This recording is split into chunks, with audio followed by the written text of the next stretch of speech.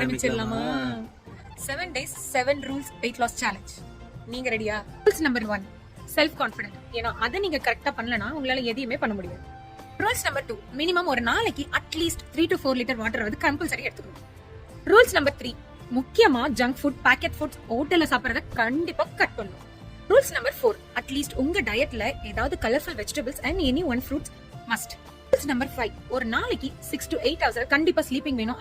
Rules number 6 நீங்க எப்பயும் எந்திரிக்கிறதுக்கு half an hour முன்னாடி எந்திரிச்சிருங்க.